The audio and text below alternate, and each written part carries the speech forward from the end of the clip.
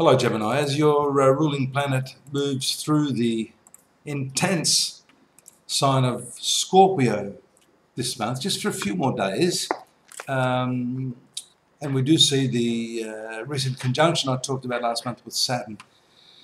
You're probably feeling a little shell-shocked, but I'm here to give you good news, to tell you that the pressures should be somewhat alleviated by your ruler, Mercury, moving into the 7th house on the 5th.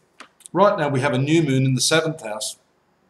7th house is all about your partnerships, relationships, spousal relationships usually, but it can indicate the public generally. So new moon is a whole new fresh outlook, and it's an opportunistic sort of time to implement some of those new ideas and that creativity that you have, particularly intellectually. Saturn in the North Node, or the karmic point, will remain in your zone of work, health, enemies, debts, disease. So when we see these two planets conjoined in that area, this is usually an intense time for those of you born under the sign of the twins. It's a time of reaccounting, because, you know, karma is simply what I call the universal account book.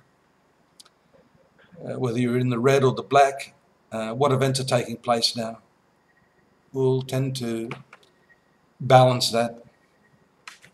But let's not get too heavy.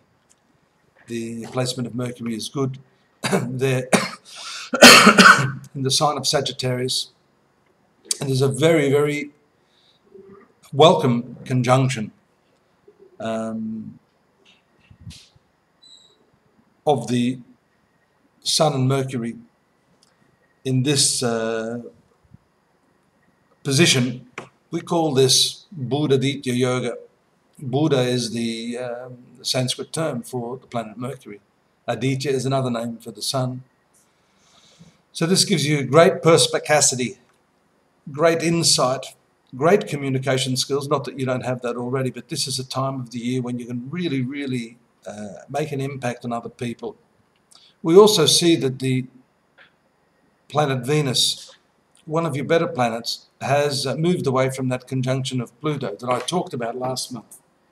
In the 8th house, the hidden, secretive, sexual, emotional, intimate house, that zone of intensity is also going to relieve you a little bit of the pressures. Pluto will retain its motion there for a long time to come, but Venus will move out of that. And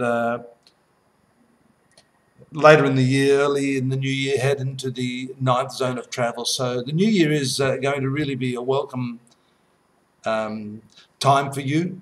There are some aspects leading up to Christmas, mostly good ones, but let's take a look at the ones that particularly impact you, Gemini. The Mercury trine Uranus on the 11th, very unconventional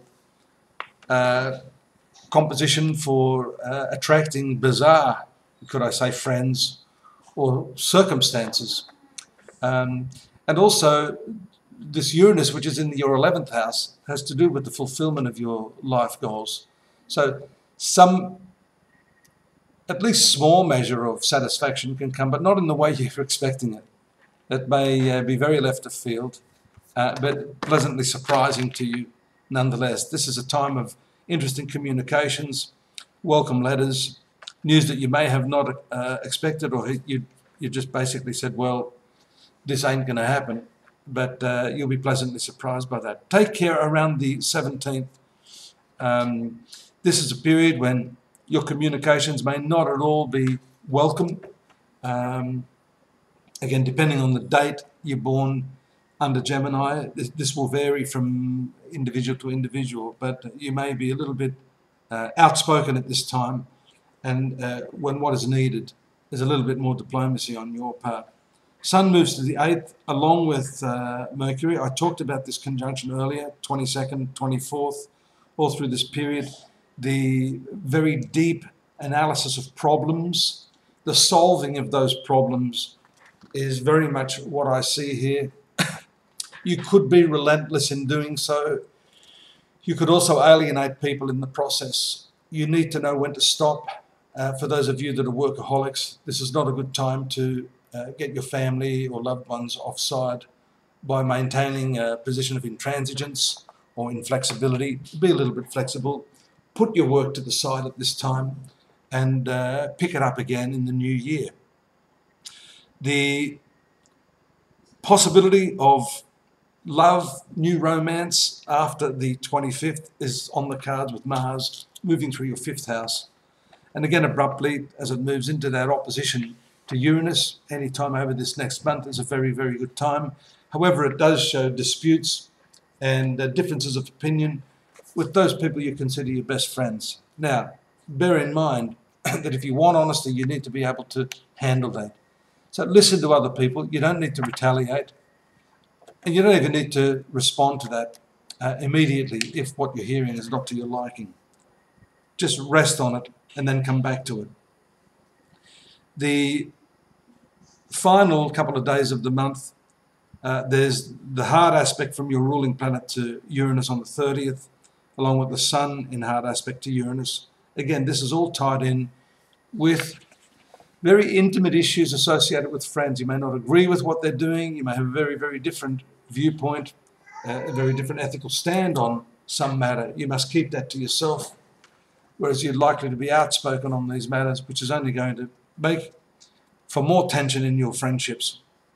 An explosive aspect on the last day of the year with Mars and Pluto showing strong control issues and power flare-ups, conflicts of egos, and that's leading up to that date, which I usually give you the perfected date, but anything up to that time. So Christmas could be rather volatile for you. Do take care to just sit back, relax and enjoy it, and don't try to force your will, impose your will on other people. I'd just like to take a moment to thank you for taking the time to be part of astrology.com.au and visiting me here every month when I talk. And I do look forward to your company again in the new year. As always, my website is there for you to look at your details in more depth, monthly, yearly, daily horoscopes. And I do hope to have your company in 2014. Have a safe, happy, prosperous Christmas and New Year. Bye for now.